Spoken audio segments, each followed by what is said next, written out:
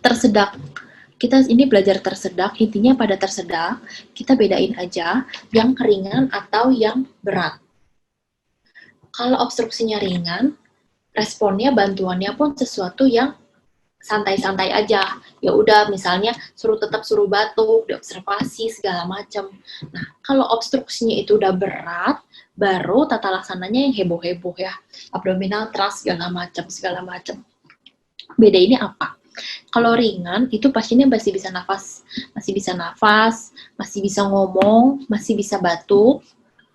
Kita bisa sih ada udah mulai ada wheezingnya. Nah, kalau pasiennya masih bisa batuk, kita suruh dia batuk. Gitu ya, sambil kita observasi.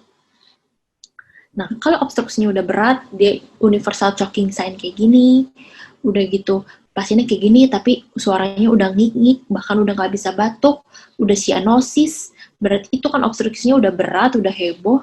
Kalau pada dewasa yang kita lakukan adalah Heimlich maneuver.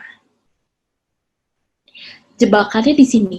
Kalau tiba-tiba pasiennya tidak sadar, yang dilakukan adalah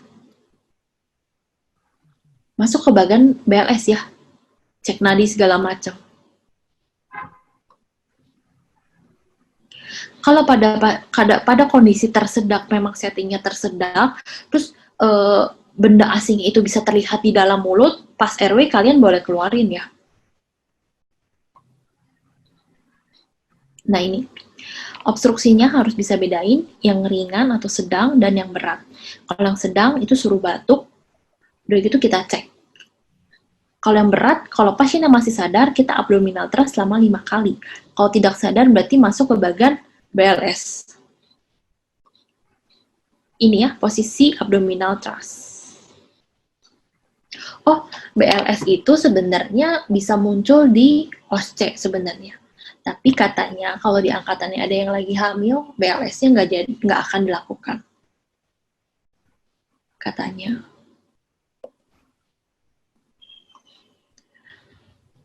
Oke, setelah nyuruh pasiennya batuk, kita evaluasi nih batuknya efektif atau enggak. Kalau batuknya efektif, dia bisa batuk dengan benar, minta batuk, pasiennya batuk sampai bendanya keluar.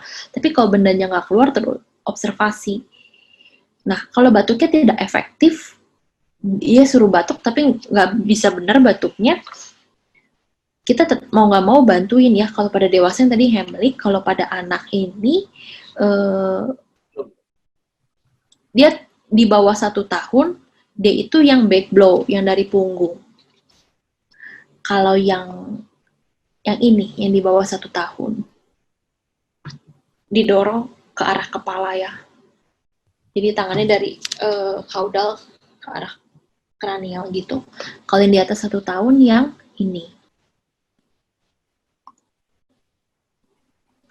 Kalau tidak sadar, masuk ke bagian BLS. Jebakannya sering banget di sana. Pada pasien-pasien choking, tiba-tiba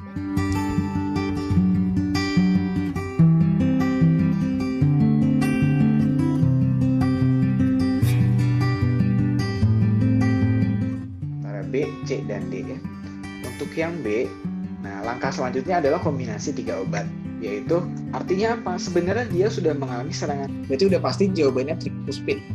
Dalam 3 detik ada berapa kali sih jantung itu berdetak?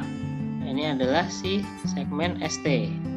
AVF-nya ini gimana? Kalau dia AVF-nya R-nya lebih besar juga. Ada keluhan, misalnya efek sampingnya dia nggak kuat nahan atau neurotransmitter yang si serotonin itu, kecemasan penyakit itu atau illness anxiety disorder atau hipokondriasis. Otonom ya, termasuk di situ saraf yang mengendalikan, sama kayak yang buat medial, kebalikannya aja kesadaran mood.